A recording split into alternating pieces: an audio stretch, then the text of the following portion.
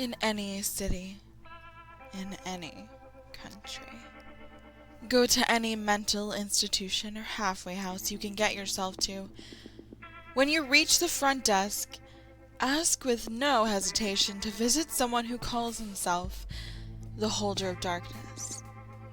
The worker will mock you, but you have to stay as calm as possible. Keep asking him until he stops denying and withdraws from his counter to guide you through the corridors. As his behavior changes radically, stay on guard. For if you start hearing one single tiny sinister hiss, you should turn around and flee as far as you can, covering your ears, because the time was bad. If you do not escape in time, the faint sound will turn into a dreadful growling that will soon emerge into a continuous shriek of sheer pain until madness floods you and leaves you to die in a deafening agony. If the warden remains silent, he will lead you to a closed door with neither handles nor lock. As he pushes it open effortlessly, you will see an ascending, winding staircase which can't possibly lead to any upper floor of the establishment. The door will close behind you, and you will not be able to push it back. Past this point, climb and do not turn back, or you will fall into a bottomless pit, waiting for living prey to chew upon. Do not count the steps, for knowing how many there are will drive you to insanity. One will then creak, and at that point you should stop. Another door should appear on your left. If it is on your right, then pray for a swift passing. Enter slowly into the room, and a blinding, obscuring darkness shall descend upon you.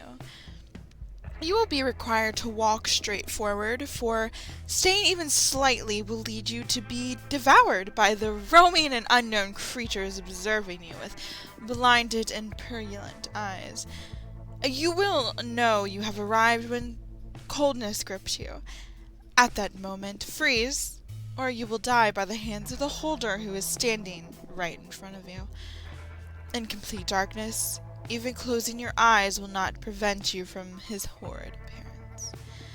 It will form into your mind as the most outrageous monster ever conceived, and madness will try to creep into your brain as worms over a decayed corpse. His fulminating breath and constant mumbling would be enough to make you cry, but be advised not to utter anything louder than a weeping, for you might wake what must not be awakened. The only question you will be able to whisper without being torn apart will be, what do they fear? You will feel movements all around you as shudders animate your opponents. You will hear what nameless and incurable diseases will strike the world if they were to be frightened. The countless terrors their own fright will unleash on those with a weaker mind than theirs.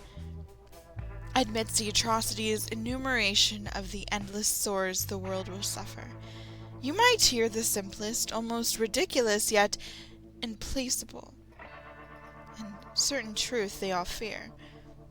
Do not move again. When your head is about to implode, it will stop. If you are still able to move, you will find a door in front of you which leads you outside of the ward. There in the open, in the grass, a broken hourglass will wait for you. You are free to pick it up. It is object 13 of 538. Your knowledge of the fears is up to you to share, but you may not want to use it as a weapon against them.